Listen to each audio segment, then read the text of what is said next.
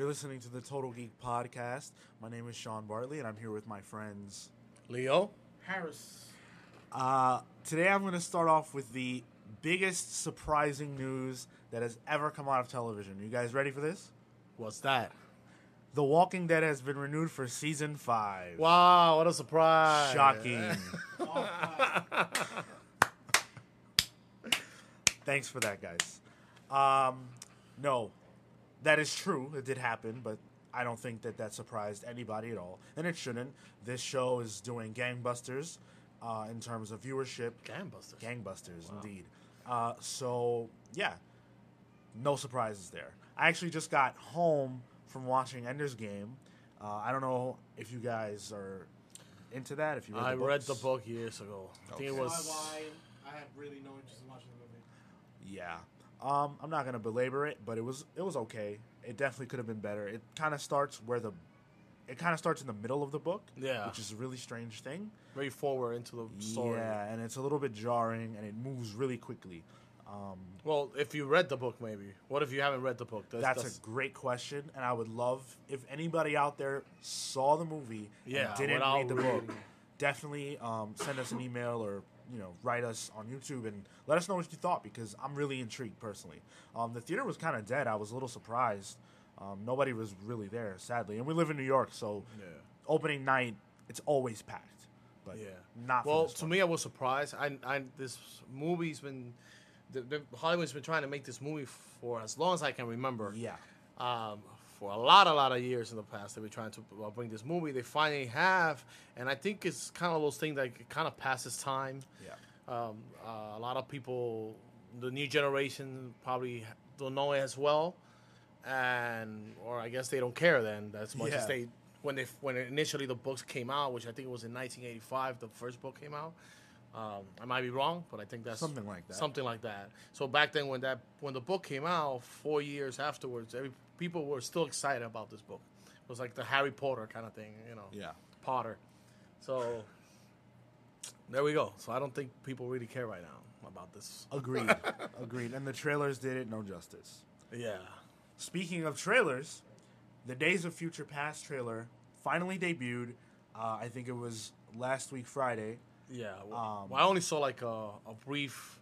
You didn't see the teaser? full... No, I didn't. I saw the teaser. I sent the teasers to you guys. Right. Well, the full trailer debuted. No, I haven't seen it. You have to see the full trailer. Yeah. Yeah. Okay, I haven't seen it. I saw the teaser. I got something to say about Beast, but I won't say it. Go ahead. Blue fur and all. I don't know. I didn't like the makeup of the character. Yeah. I showed Leo some photos from that they showed on Superhero Hype about the movie. Yeah. And we both had issues with Beast because like his anatomy was way off. It looked really awkward. And Yeah, bad. we were watching a stock photo of I think he was holding down Magneto. I think. Yeah, on water. Like I guess he was trying to drown him. Yeah. And it was really weird because he had this one really huge bicep, and his back was like hunched in the middle of his spine instead of being all the way on top. It just looked really bad. And I mean, fantastically bad. Yeah. You saw the trailer, right? You saw the full trailer. Okay. So I felt unaffected, to be honest. It's okay. It doesn't really give you an idea of what's going on. It's kind of like Magneto and Professor X are freaking out about something that's happening, but we are given no idea of what it is. We see riots going on in the 60s or 70s. We see, Wolverine, you must go back to the past, but we don't know why. And you see Peter Dinklage. I don't know.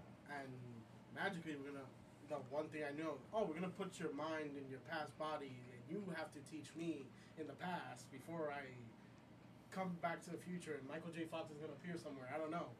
But I was a little thrown off by why that would be necessary because...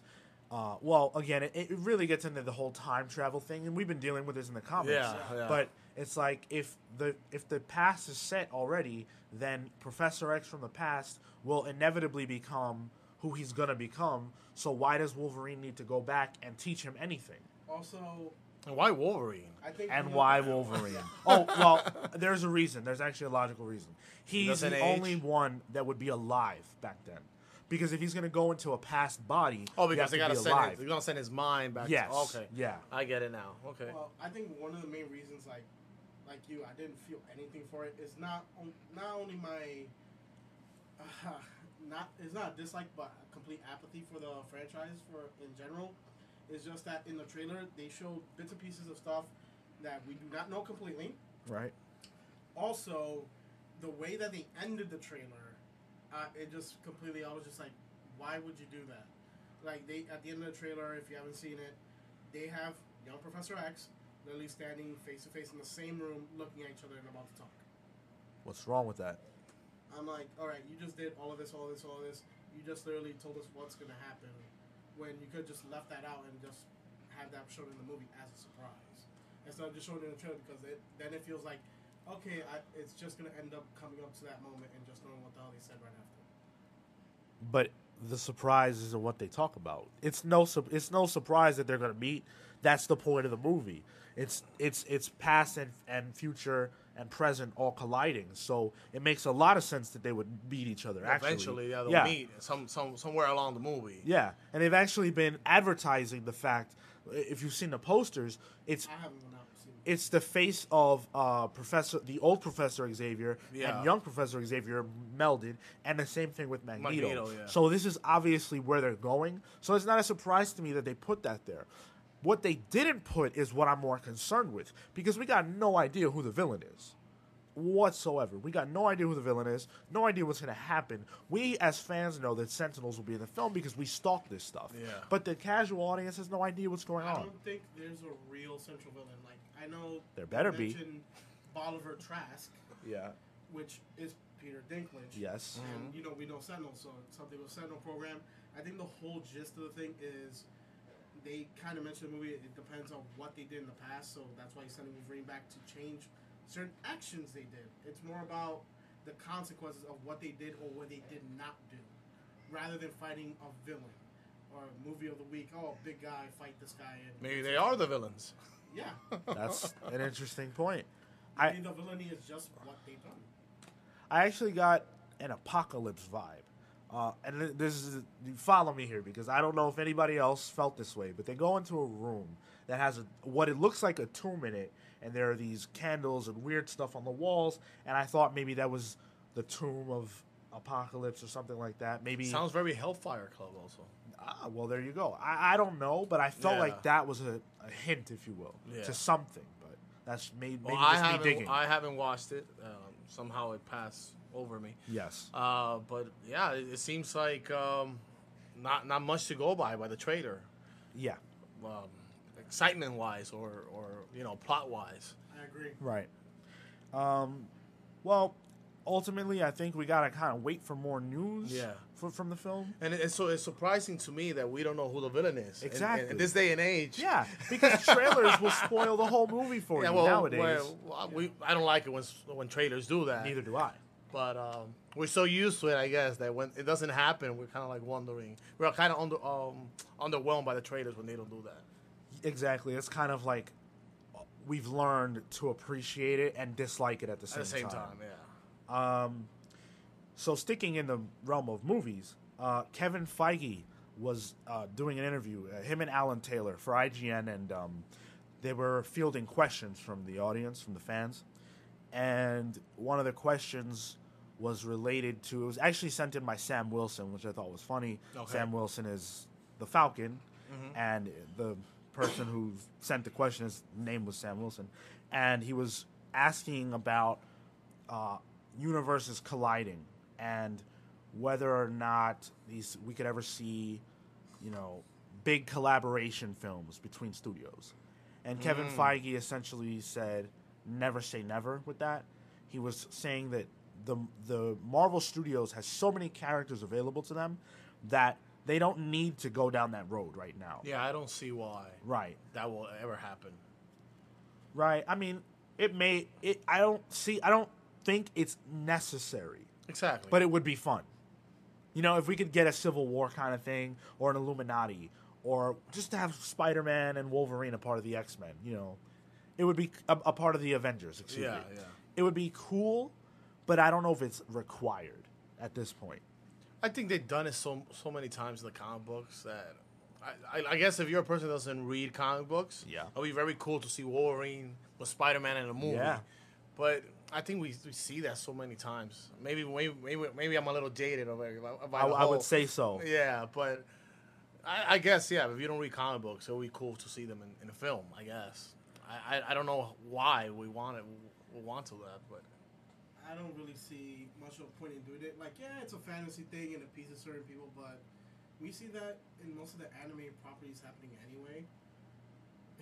And most that anytime they put like cartoons out and stuff like that, like thinking about it is just like, oh, you're gonna do this, it's one time, then you have to go through a hassle to do it again later because people are gonna expect it to happen later.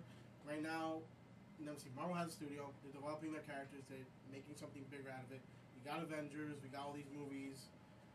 Do you really need to go that soon? You're gonna like literally burn the candle at both ends, and then it's like Sean say, they have way too many characters to take care of. You don't want to raise the bar that high, and then everything else can't measure up to it. That's a great point, and I think that's something that they need to consider.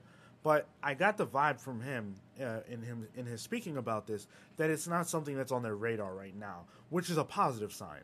Because it really shouldn't be. There's so much to deal with, and they've got Avengers, the Avengers series to work through. And that's one thing. It's not going to happen anytime soon. If it ever happens, they have to.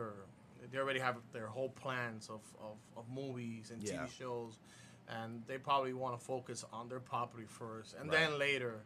And we're talking about much later. Years and years. Yeah, years and years. Maybe not even 10 years, Oh, no, I'm talking about 30 years minimum. Oh, my goodness. Yeah. Yeah, well, if I'm still here doing this, then there's a problem. Yeah. If I'm still here doing this, then there's going to be a problem. That's what I'm saying. I mean, yeah, hopefully. If you can poltergeist me from somewhere. We'll do the podcast from Leo's from gravesite. Beyond, yeah. From Beyond. Podcast Beyond. I'll be the Social Supreme and bring you back. There you go. There we go. We might even have the real ability to do that, to talk to Leo from Beyond the Grave. God knows. The way technology is going. Exactly. You might be able to reach me through your iPhone by then. The eye kill. Wow. The eye soul.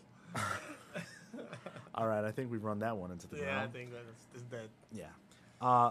Latino Review actually answers a question that we had last week, which is in regards to the Ben Kingsley slip-up, if you will, him talking about the secret Marvel project that he's involved in. Now, Latino Review is pretty accurate, I would say. Yeah, they're very good at that. Sources. But, again, you should take this information with a grain of salt. They report that the one shot that Ben Kingsley is going to be involved in actually is exactly what I think Harris actually alluded to, in that the real Mandarin will be present and is very angry with what Ben Kingsley's character and Aldrich Killian did, and wants to set the record straight. Makes an example. Yeah. How do you guys feel about that? I think that's just Marvel reacting to the fact that a lot of people were pissed off that the Mandarin was a 2-bit actor. You're probably right. On the Iron Man. I mean, how can you have an Iron Man movie and say that the main antagonist for Iron Man is a 2-bit actor? Yeah. I mean, that's like saying like the Joker never existed for Batman. Well, it's on point. It like wraps up certain things and fixed a lot of things with that headache called Iron Man 3. Yes. Because you bring in this guy, oh, I'm a random actor, and then you have another guy be like, oh no, later I am the real Mandarin, and then dies like literally maybe 5 minutes later. And that was killing him. Well, but that, see, I actually don't think that wraps it up at all. I think that actually leans more towards the idea that they did it just because we as fans were so upset. Now, if Trevor Slattery, which was Ben Kingsley's character in Iron Man 3, turned out to find the 10 rings or went crazy and loved the role he was playing so much that he actually believed himself to be the Mandarin, that would have been cool. But it would have had to have happened in that movie. Now, the one shot could show of course we already know what it will be, but if it were to do this, it could show him finding 10 rings or coming into contact with some alien technology or something along those lines. But to have this now that, there really was a Mandarin. Well, if they knew that, then how come Aldrich Killian called himself the Mandarin? Yeah. If they knew that, why didn't the Mandarin just do what the Mandarin does? They didn't need all that deception. This is Marvel offering a peace offering to the fans for upsetting them so much. And some people will say rightly so. Other people said that was a great twist in the movie. Right. But for the most part, I think Marvel got taken to task for this. And this is their way of trying to please the few fans who were so upset with the Iron Man. Wait, few? Well, few. Like I said, the majority that went to see the movie. The majority of fans who actually read the comics and who know this character, yes, absolutely. But I found a lot, the common fan has actually lashed out at fans like us for getting upset about that. Because they don't feel that it matters, that we're too tied to the comic book world to accept any changes in the films, which I don't feel is true. As a fan of the comic books, come on, we've accepted a lot of changes to these films, a lot of changes. But it felt to me like they sold this movie on the premise that we were getting what we wanted since Iron Man Part 1, which was the Mandarin.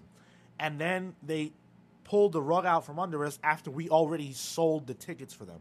Because it's our voice that gets people excited about this kind of stuff. And I'm not just talking about those of us who do podcasts or whatever. Mm-hmm. I'm talking about just word of mouth.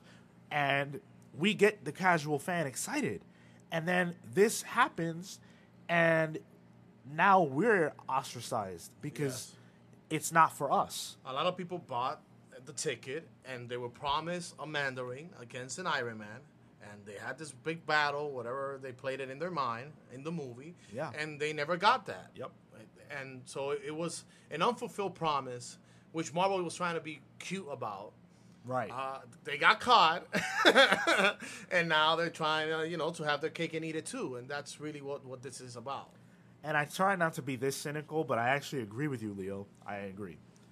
And I think we all sort of agree. Yeah, this is just Marvel doing... It's a fix on a Marvel mistake. Yeah.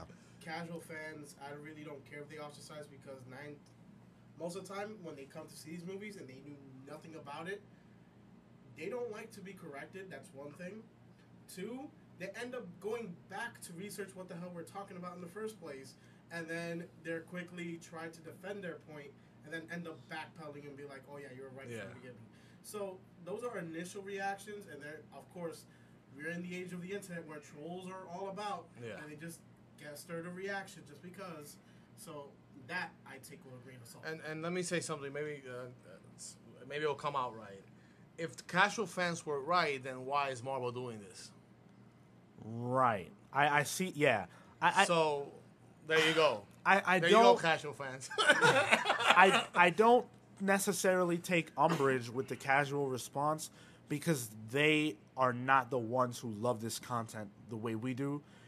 I take umbrage with Marvel for not sort of cherishing our response to their work because Marvel Comics was bankrupt, and we the fans supported the movies. Okay, we supported X-Men when nobody knew what an X-Man was.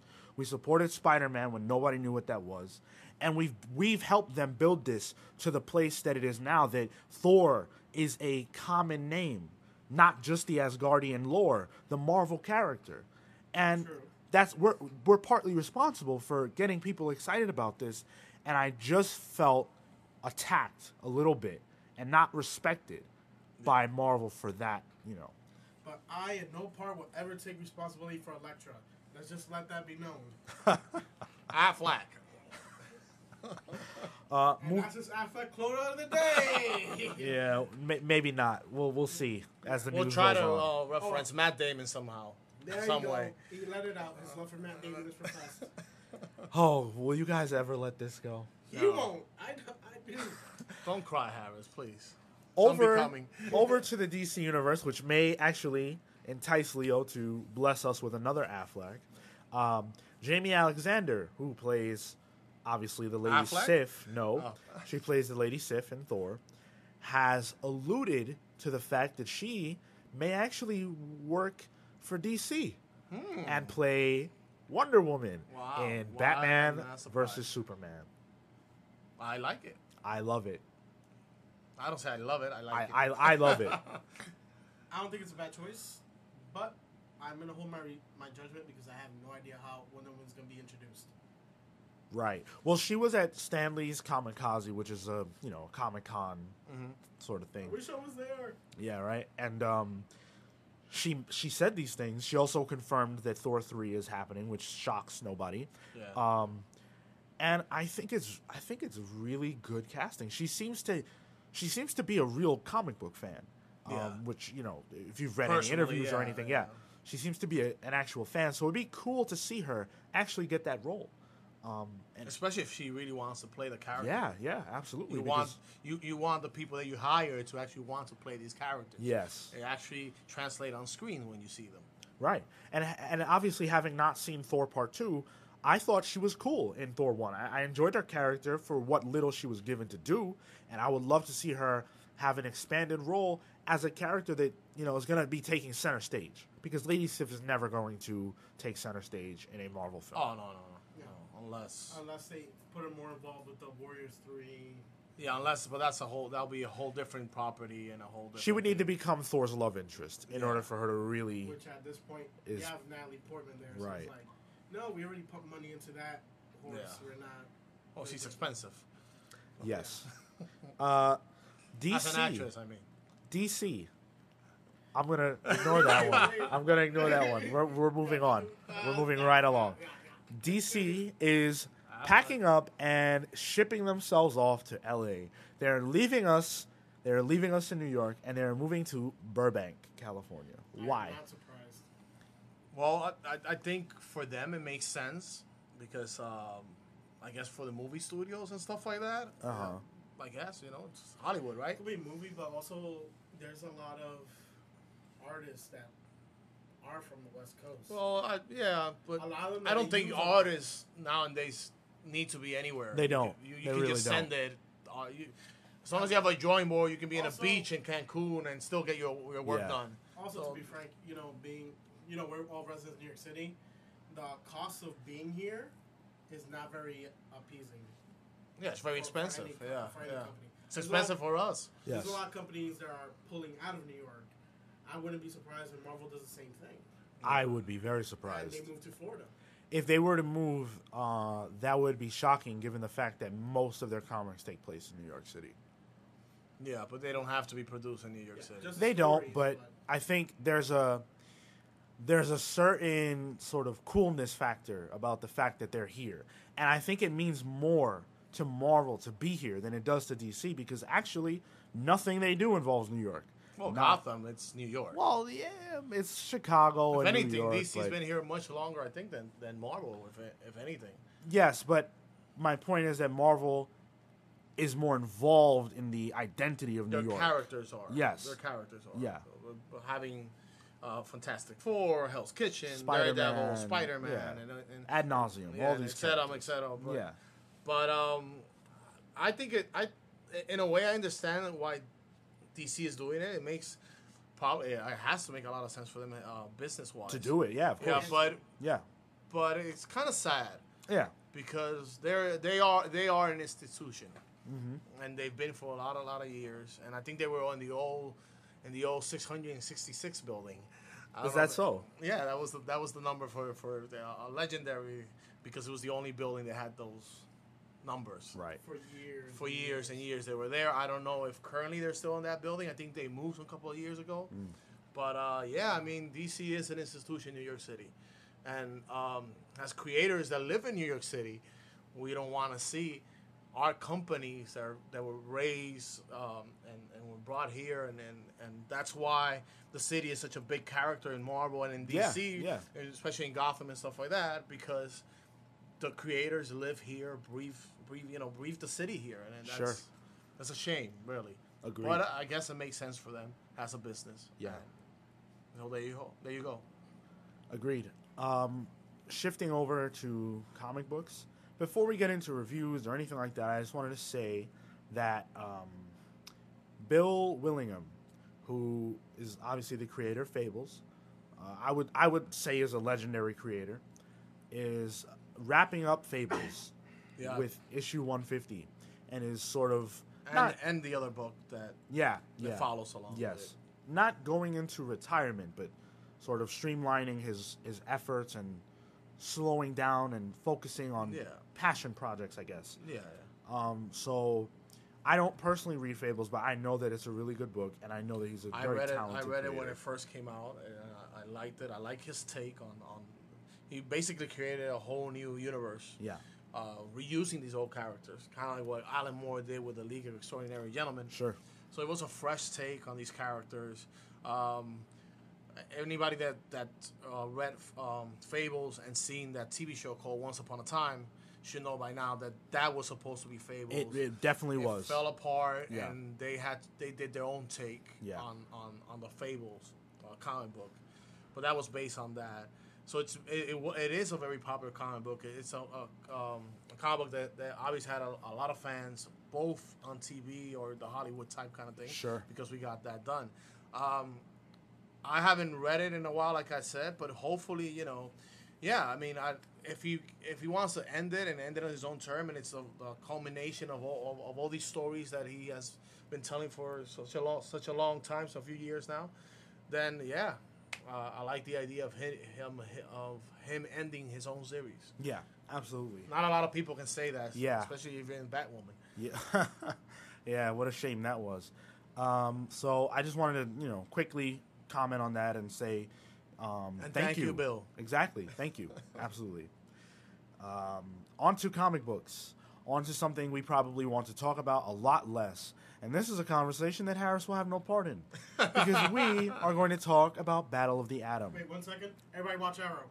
Go ahead. That's a review. Battle of the Atom. It's over. It's over. Finally. Potentially mercifully.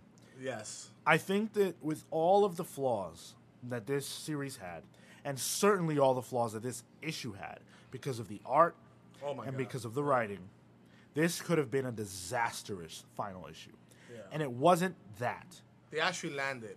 They landed it. It wasn't a pretty landing. No, it wasn't a pretty plane to begin with. Oh, well, yeah, that too. But they did land it. It was rickety. Yes. But they got it down. They did. It feels... We don't know if they landed where they were intending to land. Right, also. that too. It feels like nothing was accomplished, to be honest.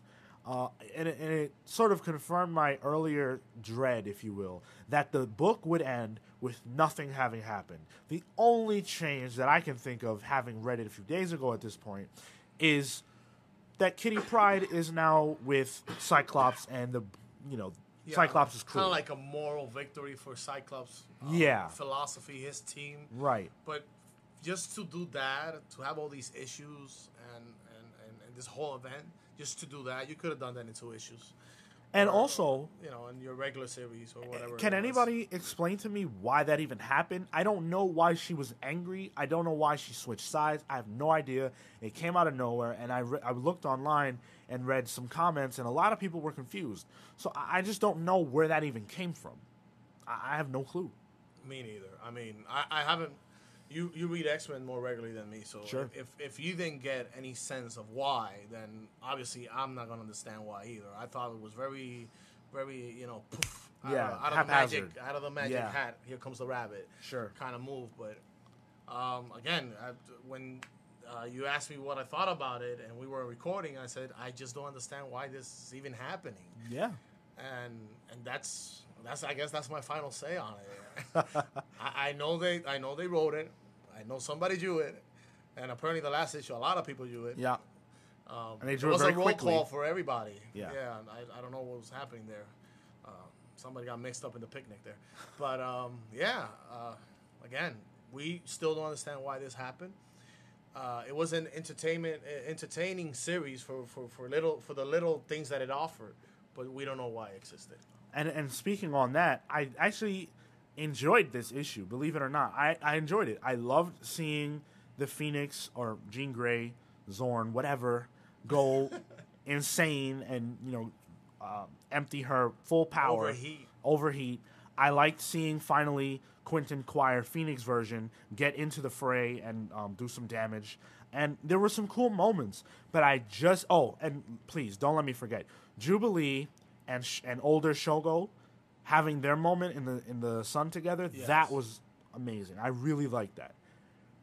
Yeah, but it was twinkle with nice moments. Yeah, but we already alluded to that. The artwork did not help this issue at all. No, it kind of killed all that stuff because your eyes were so distracted from page to page of what you were seeing that those moments actually have very little impact. You just mentioned it to me, and when I was reading it, it kind of like went over my head. I was like, oh, okay, that's nice. But because of those disjointed artwork that was in this book, it was kind of like we say, it was kind of like a train wreck. A cool train wreck. But, now that I really think about it, that was a nice moment. But at the moment that I was reading the book, it really went over my head. Sure. Very distracting book. In the end, Battle of the Atom is over. Nothing happened. I guess we can look towards the next X event. Hopefully there are no items and bombs. Yeah, right. Anything like that. Harris, you got anything to say about that? So nothing got resolved, right? It was just a waste of time, right? Essentially. So I was right. It was a waste of time. So a Seinfeld episode. Yeah. No, Seinfeld had a point, and it was entertaining. That was the point. The point was nothing. It was a show about nothing. That entertained you. Exactly. Yeah, it did.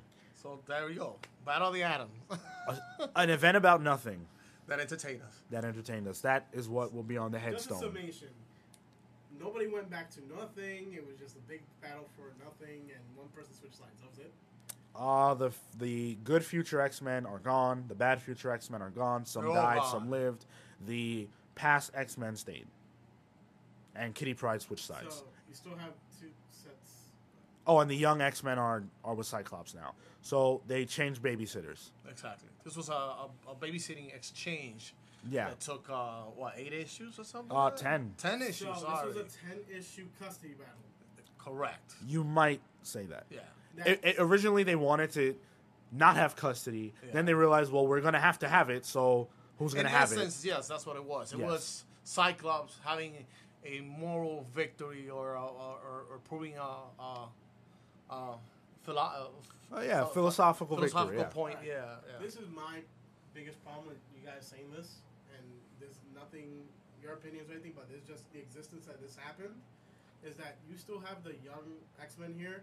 You plucked them out of time. So everything they did from that point on and how time travel works, literally could mess We're not doing this. Yeah. We are not talking about that. I can't. I'm just saying. We're not talking about time travel. I can't anymore with time travel. I am done. I'm done. Right. You're right. Yeah. But maybe not. But I don't know because Brian Bendis will explain it to us in a few issues. Yes. When they decide. We cannot answer that. No. Because we're as confused. Actually, I'm more confused now than when I first started reading I'll get my fill of time travel for the Doctor Who 50th anniversary. There you go. Yes. Those tickets, they sold out pretty fast, huh? They sold out within the first 40 minutes. So much so that they had to come back 5 hours later and then put a second batch of tickets with more theaters, and then it sold out again in another 30 minutes. Wow, impressive. For Doctor Who. Yeah. I thought about picking up a ticket, though I'm not a fan of Doctor Who. I thought I would check it out, but there's no way you're going to get a ticket. No, it's not going to happen. Not cheap at all. No. Yeah. We're not going to wait 3 days in line, especially for a casual viewing of Doctor Who. I got 2 tickets. Doctor Who. $40. So. Cool. $40. Why were the tickets $20 a piece? Plus fees. Oh, okay. Yeah, it racks up taxes and all that stuff. So, book of the week. Book of the week. Wow, that's a tough book of the week. If you guys aren't prepared, I can go first. I have none. That's my book of the week. Okay. Leo? You go, Sean. Maybe, all right. maybe your book is the book I'm thinking. My book is definitely not your book because you didn't read this book. Oh, so there you go. My book of the week is Saga. Oh, God damn it. And every single time that Saga comes out, my book of the week will be Saga. Yes. My top pick will always be Saga. This is... It's the best book that's being published. It just is. And there's no way around it. Yes. It's funny. It's interesting. It's cute. It's action-packed at times. Crude. everything that you want out of a comic book is there. Yeah. And it just reminds me why I enjoy comics. Yeah. And it's really nice to have a book do that. And it's a fresh take on sci-fi, which is Yeah. rarely done now. Yeah, absolutely. Because almost everything's been done, so Exactly. it's such a fresh voice on the sci-fi genre. Yeah. To have that book. Actually, thinking about that, I actually have a book, and it's called Suicide Risk. I just read Suicide Risk. You haven't read it. I'm probably the only one reading it. Okay, go for it. But it's a very good book. It's kind of like a take on what happens when people have superpowers, and they all kind of turn villains. Eventually, all heroes turn villains because they have this power and they can do whatever the hell they want. And you have a cop, which his name is Leo, actually, Leo Winters, and his partner gets kind of beat up in one of these superhuman fights. Cops get killed, regular people die, and his partner gets hurt, and he goes out and purchases superpowers. Right. In order to seek revenge for the things that have been done to his partner. And then the story opens up and goes to all these kind of weird places.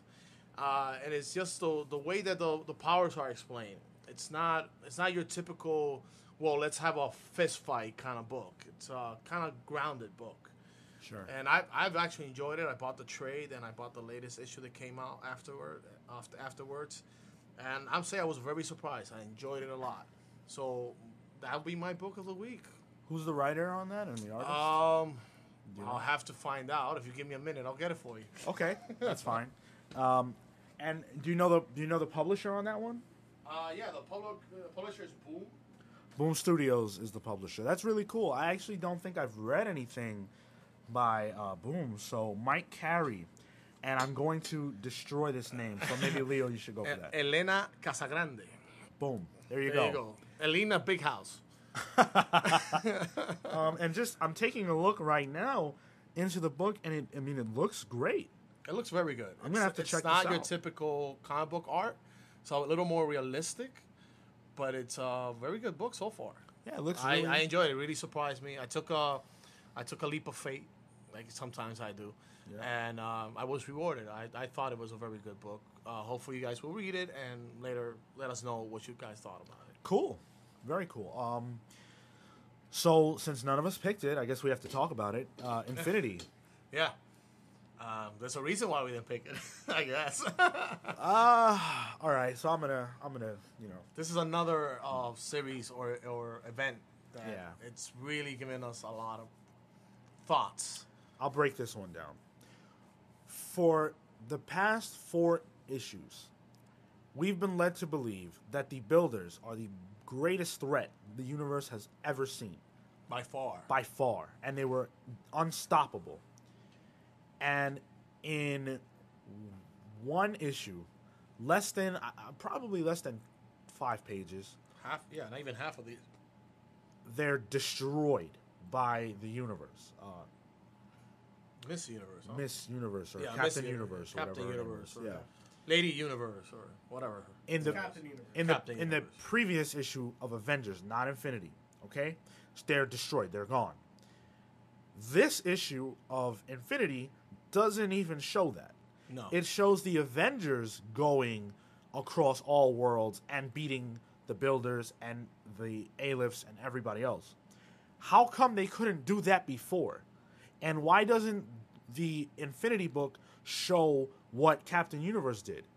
Because if they don't show that, then it doesn't make any sense how the Avengers could just do this. Yeah. I guess it presupposes that you're reading all 3 titles, but this is just, it's unacceptable. Which is weird because it always says previously on. It did, and it doesn't point you to that. No, it shows Thor. It Exactly. shows the dead Builder that Thor had. Which was like 3 issues ago or something. No, that was the last issue of Infinity. Oh, that was the last issue of Infinity, the main Of book. Infinity, Yes. yeah. Okay. I'm talking about if you read the Right. other books around the Infinity book. So in this book, you see that now all these different worlds that the Avengers have reclaimed are now Avengers worlds.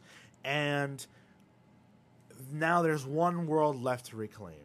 The world that Thanos now inhabits, which is Earth. And so with 1 issue to go, we will get the battle between the Avengers and Thanos. Not just the Avengers. The Skrulls, Annihilus, a whole bunch of lot of people. Everybody. The whole universe is coming. Just everybody's coming for Thanos. And it dawned upon me during a conversation that was being had where Captain America is asked, why, what's the point of what Thanos is doing? Why does he want to kill his son? And Captain America says, you expect logic from the Mad Titan. And it really hit me that there was no reason to have Thanos in this event at all. No, but I remember we talked about this some podcast last week, I believe. Yeah, and I kept saying, I don't understand why are these two stories together in one book. It just doesn't seem. Where's the correlation? When is this gonna come to pass? Like, where does the two exactly? They should have. They don't. Well, now they do, but they don't. But for no logical reason other than that he's on Earth. Thanos just felt like killing his kids, and that's it. And his last kid happens to be on Earth. Yeah, and in the middle of this event. Yeah. And to a point, you're like, look, I'm looking at this, and I don't know which one it was because they both kind of. Yeah, they kind of meld into one thing after a while. I had a problem with one little art thing they were doing. They did the soldiers bringing up the flag, and it was the Avengers. Yeah, with the A for A-hole. Trying to force the whole thing. Oh, no, these are all Avengers world. Okay, we kind of know that's previewed for later. But, kind of pretentious to call them Avengers. Yeah. Avengers world. And they all magically know how to make an A, whatever. Yeah. Oh, look, it's on Captain America's forehead, so I guess that's what it is. But there's a lot of things, especially they had Thane there, and yeah, Ebony Maw communicating with him and be like, oh, the only reason I'm not dead is because your power kills everything around, so I'm going to magically give you a suit and contain you before you realize it, then give you as a gift. To your father. And then they kind of drag it out by cutting him off while he's trying to explain why he's in there. I know there's one issue left, but I'm just like, there's not much to latch on. Yeah. Because it seems to be all over the place. Like I said, it always seems to me that this story was intrusive, and to the main event. To the Thanos aspect of it was intrusive. Yeah, the Thanos aspect to the whole Infinity thing wasn't like an intrusive element that should have not been there. They could have done this in another series. Yeah. And because it really doesn't tie it up with anything of the Builders. It's not like the Builders made Thanos or nothing was revealed. No correlation between Thanos and the Builders. So I don't understand why we're seeing two stories in one book.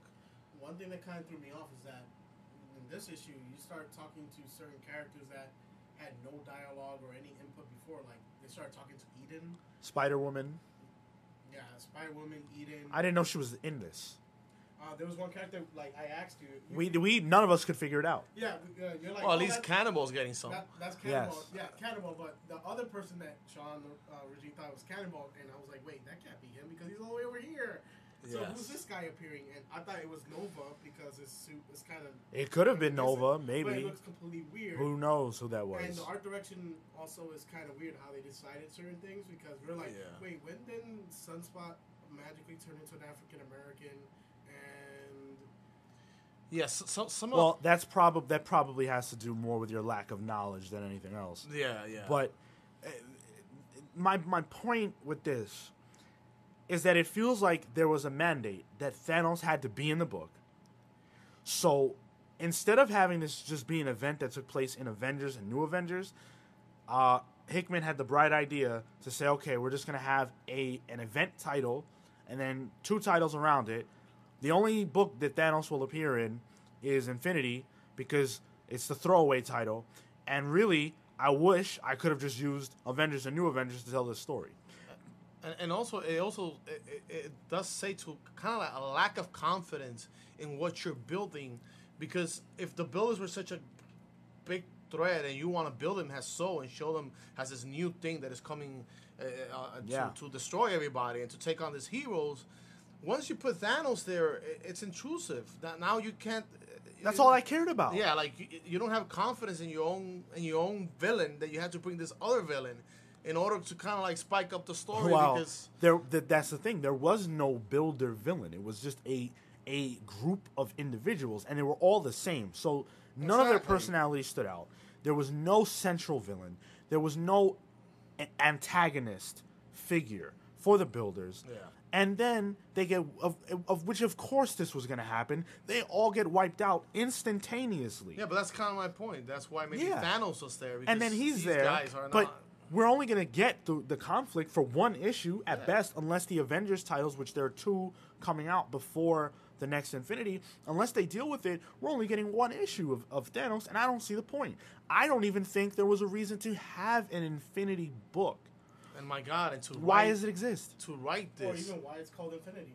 I don't know. Why is it called Infinity Gems? I think this is called Yahtzee at this point because it seems like they just put a bunch of stuff together You know. in a little can and just threw it on the ground and be like, all right, let's see what sticks. Let's have Thanos here, this character here, and a little bit of sprinkling of the Avengers. I think people will buy this. And speaking of the Avengers, they didn't even grow. They didn't progress as characters. They didn't change at all. They were barely there. The only ones that were there were Cap, Thor, and was Ms. any Marvel. Significant death? No.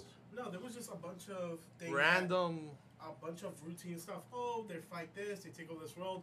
Hulk randomly shows up to look himself like really mean when he really did nothing before. And we're coming for Earth. Splash page. Really, like. And there's only one issue left. We really had trouble with this series. Unless if that last issue is like, one of those special, really thick issues that you have to pay $8 for.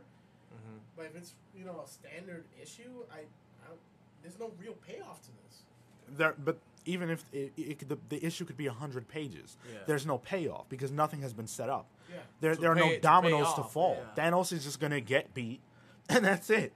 So this was like literally like busy work to be like, oh, this is right. This is gonna lead to inhumanity. This is gonna lead to this, and this is gonna lead to that. The only payoff that I could see if it's Thanos' son, what's his name? Thane. Completely turns the tables and kills Thanos, and they stick to that idea. First and then of all, introduce him like the next new big. Thane as the next big villain. Yeah, like the next big villain. That's the only save payoff that I can see. As far as I know, son kills father. Even then, it's like takes over. Who cares about that? No, we don't care because the character's been barely introduced. Yeah, he's just here now. But I'm just saying, none of the stuff that this book's been throwing at us makes sense. Yeah. So the ending might not make sense for us either. Like, all right, so we're gonna get rid of Thanos, and that was the big thing. Yeah. And now this guy is the new big badass in the whole Marvel universe, whatever. Oh my God. This is giving me more headaches, and I know you're trying to avoid the time travel thing, but this is just as bad. I'm talking about time travel because we're trying to make sense of something that is not making any sense. It makes sense. It's just dumb. It's not that I don't understand it. It's that I don't understand why they did it. Yeah. I don't get it. It's kind of like the same thing with Battle of the Atom. We know it's there. That's why I'm saying it doesn't make sense because we're like, okay, some things have to have progression, but does it make sense for a person to literally invest time to go through with it the way that it has? And it doesn't. I don't think so. The only saving grace that I can think of is that there is still the Illuminati secret. The Illuminati secret being that they wiped Captain America's mind and kicked him out, that they've been dealing with the incursions, and they saw Earth get destroyed. They protected some.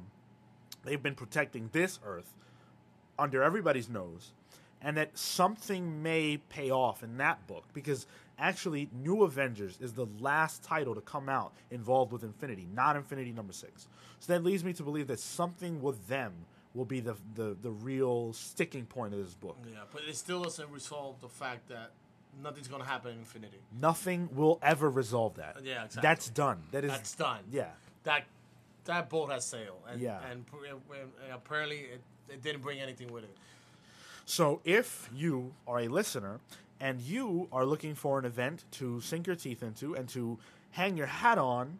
And actually, if you disagree with us with what we've been saying... Well, wait. If you're looking for an event to hang your hat on that started in the summer, then look no further than Forever Evil, because that is the only event that is really so far, and let me not jinx it, that has stuck to its premise and has been good all the way around.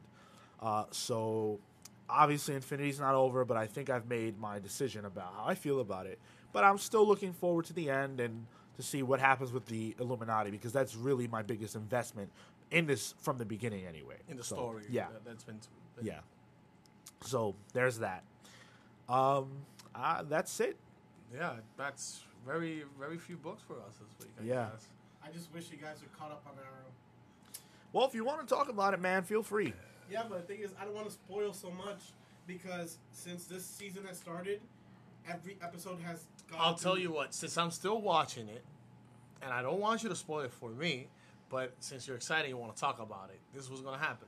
I'm going to let you talk about it, or we're going to let you talk about it. Are you interested to hearing this or not? Not really. I want to take a bathroom break, so you can talk about it. Names, but talk about it. But let me not hear you talk about it, and then I'll come back. I think that we shouldn't talk about it, and we should save it for a period of time where we can all have a discussion about really it. Wants to talk about it. Look at his head is swollen. Dude, either you're gonna talk about it or you're not. So make it fast, man. I'm just gonna say this: watch it. It's been consistent. They've been doing big reveals every single episode, and it's leading to something fantastically big. It is worth watching right now. I think it's one of the best shows I'm watching on TV right now. Cool. Very good. So there you go. Very good. Run to your Netflix. Get yourself caught up. Season 1. Yep. Binge watch that thing and go on Hulu and catch up with the rest of the episodes that have come out this season. And I guess I'll do the same. Podcast. We all seen enough. Sure. To have an opinion about it. Yeah. So if you have a dissenting opinion about what we feel about Infinity or Battle of the Atom or Forever Evil or anything for that matter, please do send us an email or comment on YouTube, and we definitely will get back to you and might even discuss whatever you bring up on the air. Next week, we're going to talk about something that we discussed a little bit last week, but I want to expand upon, which is our favorite events and why we like events. Because a lot of people are down on events and experience event fatigue. What books have you read that didn't give you event fatigue, that stand up for you as the pinnacle of events? So for us, we're going to take the week and we're going to think about it, and we're going to have something intelligent to say. And, hopefully. Yeah, well, some more than others. And hopefully you guys, the listeners, will write in and let us know what events you like and why. And we can talk a little bit about that. So thanks a lot for listening. Like and comment and subscribe and all that jazz if you like what we're doing. We really appreciate you guys who listen to this, and keep doing so. Thanks a lot. This has been the Total Geek Podcast. My name is Sean Bartley, and you guys are? Leo. Harris. And we are signing off. Thanks a lot. I already said Affleck, so I'm not going to say it again.